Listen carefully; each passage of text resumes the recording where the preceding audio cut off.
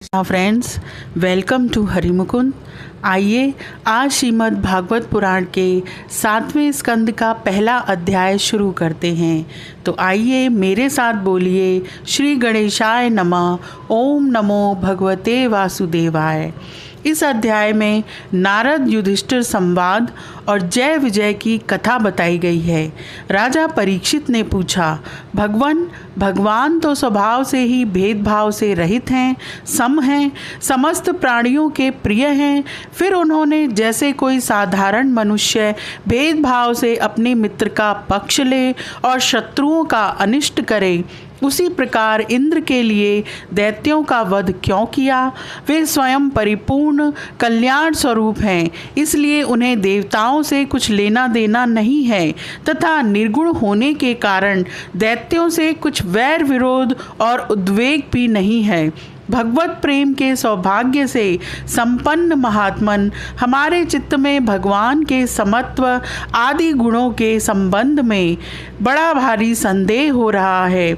आप कृपा करके उसे मिटाइए। श्री सुखदेव जी ने कहा, महाराज, भगवान के अद्भुत चरित्र के संबंध में तुमने बड़ा सुंदर प्रश्न किया, क्योंकि ऐसे प्रसंग प्रहलाद आदि भक्तों की महिमा से परिपूर्ण होते हैं, जिसके श्रवण से भगवान की भक्ति बढ़ती है। इस परम पुण्यमय प्रसंग को नारद आदि महात्मागण बड़े प्रेम से गाते रहते हैं। अब मैं अपने पिता श्री कृष्ण द्वैपायन मुनि को नमस्कार करके भगवान की लीला कथा का वर्णन करता हूँ। वास्तव में भगवान निर्गुण, अजन्मा, अव्यक्त और प्रकृति से परे हैं। ऐसा होने पर भी अपनी माया के गुणों को स्वीकार करके वे बाध्य बाधक भाव को अर्थात मरने और मारने वाले दोनों के परस्पर विरोधी रूपों को ग्रहण करते हैं।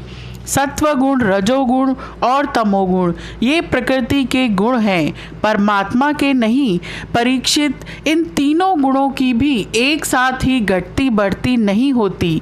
भगवान समय समय के अनुसार गुणों को स्वीकार करते हैं। सत्वगुण की वृद्धि के समय देवता और ऋषियों का, रजोगुण की वृद्धि के समय दैत्यों का और तमोगुण की वृद्धि के समय वे यक्ष एवं राक्षसों को अपनाते और उनका अभ्युदय करते हैं। जैसे व्यापक अग्नि, काष्ठ आदि भिन्न भिन्न आश्रयों में रहने पर भी उनसे अलग नहीं जान पड़ती, परंतु मंथन करने पर वह प्रकट हो जाती है, वैसे ही परमात्मा सभी शरीर में रहते हैं, अलग नहीं जान पड़ते, परंतु विचारशील पुरुष हृदय मंथन करके उनके अतिरिक्त सभी वस्तुओं का बाध करके अंततः अपने हृदय में ही अंतर्यामी रूप से उन्हें प्राप्त कर लेते हैं। जब परमेश्वर अपने लिए शरीरों का निर्माण करना चाहते हैं, तब अपनी माया से रजोगुण की अलग सृष्टि करते हैं। जब वे विचित्र योनियों में रमण करना चाहते हैं, तब सत्व गुण की सृष्टि करते हैं, और जब वे शयन करना चाहते हैं, तब तमोगुण को बढ़ा देते हैं। परीक्षित, भगवान सत्य संकल्प है। वे ही जगत की उत्पत्ति के निमित्त भूत प्रकृति और पुरुष के सहकारी एवं आश्रय काल की सृष्टि करते हैं। इसलिए वे काल के अधीन नहीं हैं, काल ही उनके अधीन है। ये काल स्वरूप ईश्वर जब सत्व गुण की वृद्धि करते हैं, तब सत्व में देवताओं का बल बढ़ाते हैं, और तभी वे परम यशस्वी देवप्रिय परमात्मा देव विरोधी रजोगुणी एवं तमोगुणी दैत्यों का संहार करते हैं। वस्तुतः वे सम ही हैं। राजन, इसी विषय में देवऋषि नारद ने बड़े प्रेम से एक इतिहास कहा था। यह उस समय की बात है जब राजसूय यज्ञ में तुम्हारे दादा युधिष्ठिर ने उनसे इस संबंध में एक प्रश्न किया था।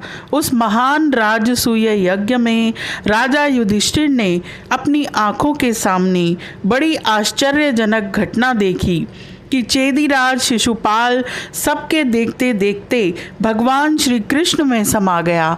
वहीं देवऋषि नारद भी बैठे हुए थे।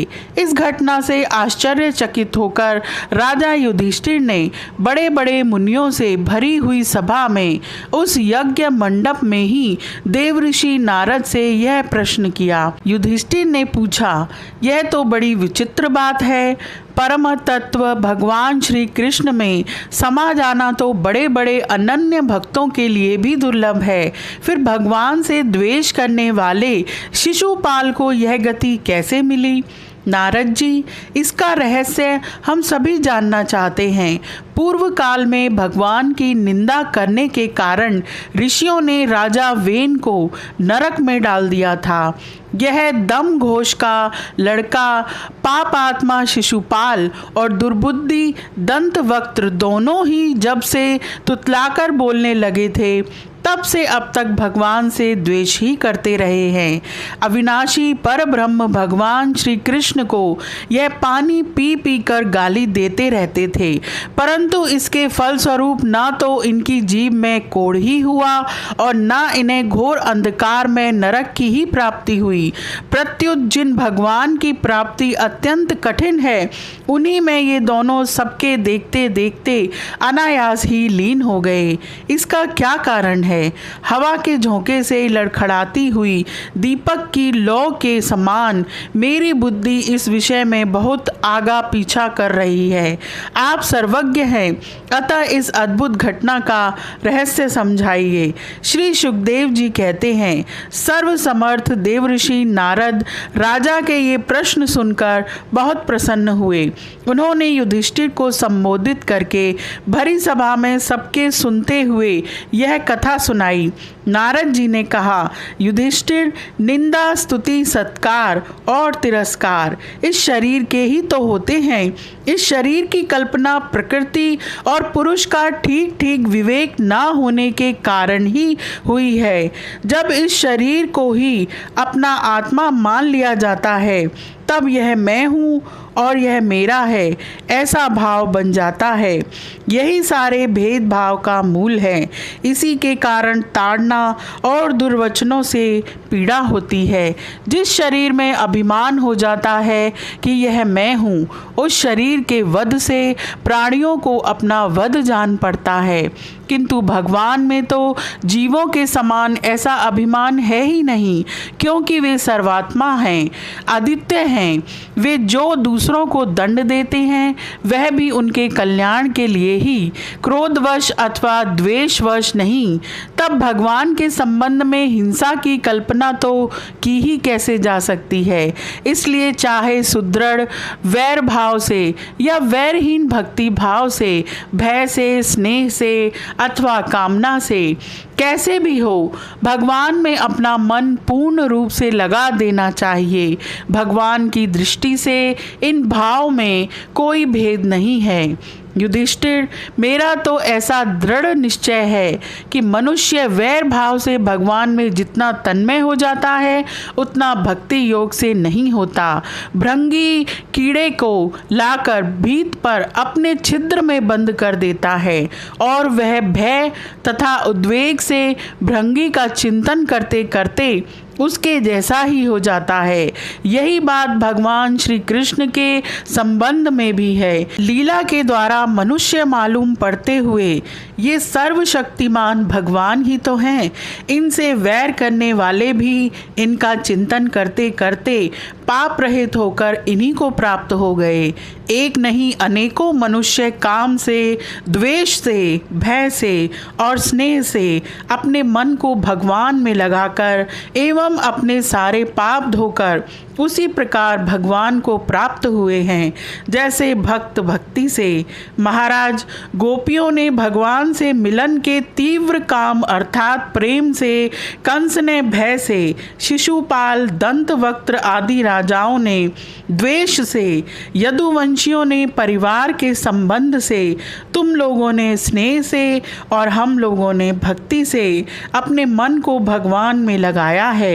भक्तों के अतिरिक्त जो 5 प्रकार के भगवान का चिंतन करने वाले हैं, उनमें से राजा वेन की तो किसी में भी गणना इच्छा नहीं होती। सारांश यह कि चाहे जैसे हो, अपना मन भगवान श्री कृष्ण में तन्मय कर देना चाहिए। महाराज, फिर तुम्हारे मौसेरे भाई शिशुपाल और दंतवक्त्र दोनों ही विष्णु भगवान के मुख्य पार्षद थे। ब्राह्मणों के शाप की वजह से इन दोनों का पद छूट गया था। राजा युधिष्ठिर ने पूछा, नारद जी, भगवान के पार्षदों को भी प्रभावित करने वाला वह शाप किसने दिया था तथा वह कैसा था? भगवान के अनन्य प्रेमी फिर जन्म मृत्यु में संसार में आए, यह बात तो कुछ अविश्वसनीय सी मालूम पड़ती है। वैकुंठ के रहने वाले लोग प्राकृत शरीर, इंद्रिय और प्राणों से रहित होते हैं। उनका प्राकृत शरीर से संबंध किस प्रकार हुआ, यह बात आप अवश्य सुनाइए। नारद जी ने कहा, एक दिन ब्रह्मा के मानस पुत्र सनकादि ऋषि तीनों लोकों में स्वच्छंद विचरण करते हुए वैकुंठ में जा पहुँचे। यूं तो वे सबसे प्राचीन हैं, परंतु जान पड़ते हैं ऐसे मानो 5-6 बरस के बच्चे हों। वस्त्र भी नहीं पहनते। उन्हें साधारण बालक समझकर द्वारपालों ने उनको भीतर जाने से रोक दिया। इस पर वे क्रोधित से हो गए और उन्होंने द्वारपालों को यह शाप दिया कि मूर्खों, भगवान विष्णु के चरण तो रजोगुण और तमोगुण से रहित हैं। तुम दोनों इनके समीप निवास करने योग्य नहीं हो, इसलिए शीघ्र ही तुम यहाँ से पापमयी असुर योनि में जाओ। उनके इस प्रकार शाप देते ही जब वे वैकुंठ से नीचे गिरने लगे, तब उन कृपालु महात्माओं ने कहा, अच्छा, 3 जन्मों में इस शाप को भोग कर तुम लोग फिर इसी वैकुंठ में आ जाना। युधिष्ठिर वे ही दोनों दिति के पुत्र हुए। उनमें बड़े का नाम हिरण्यकश्यप तथा उससे छोटे का नाम हिरण्याक्ष। दैत्य और दानवों के समाज में यही दोनों सर्वश्रेष्ठ थे। विष्णु भगवान ने नरसिंह का रूप धारण करके हिरण्यकश्यप को और पृथ्वी का उद्धार करने के समय वराह अवतार ग्रहण करके हिरण्याक्ष को मारा। हिरण्यकश्यप ने अपने पुत्र प्रहलाद को भगवत प्रेमी होने के कारण मार डालना चाहा और इसके लिए उन्हें बहुत सी यातनाएं दी, परंतु प्रहलाद सर्वात्मा भगवान के परम प्रिय हो चुके थे, समदर्शी हो चुके थे। उनके हृदय में अटल शांति थी। भगवान के प्रभाव से वे सुरक्षित थे, इसलिए तरह तरह से चेष्टा करने पर भी हिरण्यकश्यप उनको मार डालने में समर्थ न हुआ। युधिष्ठिर वे ही दोनों विश्रवा मुनि के द्वारा केशनी के गर्भ से राक्षसों के रूप में पैदा हुए। उनका नाम था रावण और कुंभकर्ण। उनके उत्पातों से सब लोकों में आग सी लग गई थी। उस समय भी भगवान ने उन्हें शाप से छुड़ाने के लिए राम रूप से उनका वध किया। युधिष्ठिर, मार्कंडेय मुनि के मुख से तुम भगवान श्री राम का चरित्र सुनोगे। वे ही दोनों जय विजय इस जन्म में तुम्हारी मौसी के लड़के शिशुपाल और दंतवक्त्र के रूप में क्षत्रिय कुल में उत्पन्न हुए थे। भगवान श्री कृष्ण के चक्र का स्पर्श प्राप्त हो जाने से उनके सारे पाप नष्ट हो गए और वे सनकादि के शाप से मुक्त हो गए। वैर भाव के कारण निरंतर ही वे भगवान श्री कृष्ण का चिंतन किया करते थे।